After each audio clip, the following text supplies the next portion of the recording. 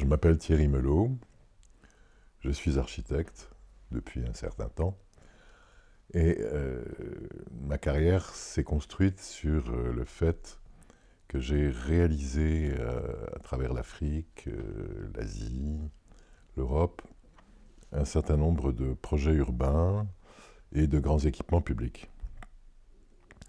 Alors quand j'ai rencontré Karl Hofmann, les époux Mestre, Christian et Fay, j'étais très étonné, d'une part, qu'ils me proposent d'être jury de leur prix, mais pourquoi pas, j'avais la distance pour le faire, mais surtout qu'ensuite, ils me demandent de créer un modèle pour Karl Hofmann.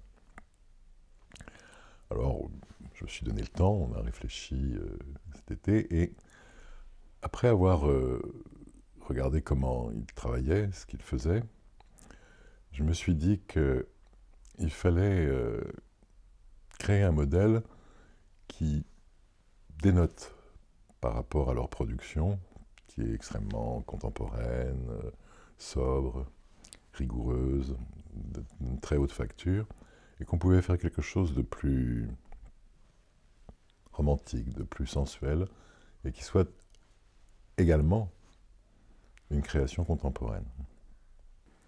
Alors ce modèle que nous avons créé ensemble, il est né d'un joli voyage que nous avons fait l'été dans les Caraïbes françaises, qui est l'archipel des Glénans. C'est un très bel endroit, c'est un lieu maritime extrêmement poétique et inspirant. Et nous sommes allés en bateau. Et l'idée du modèle que nous avons créé s'est appelé l'amant parce que Fay était habillée exactement comme Jane Marsh dans le film de Jean-Jacques Hano. Et elle se promenait au milieu des cordages des bateaux et ces cordes qui se nouaient, les nœuds que l'on faisait, nous ont fait rire, nous ont inspirés.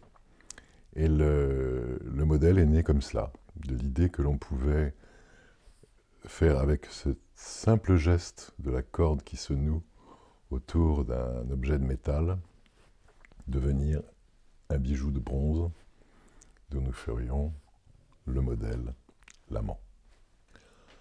Alors Karl Hofmann, c'est une marque qui apparaît comme ça dans le firmament des marques, et c'est un très joli nom. Il est élégant, il est germanique, donc solide, sérieux, et en même temps, il inspire le design, il inspire le bijou. Donc moi, ça m'a beaucoup touché d'aller regarder de l'autre côté de ma planète.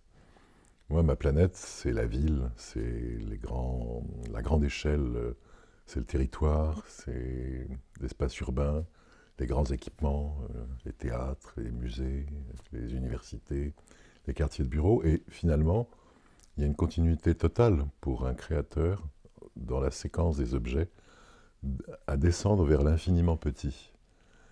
Et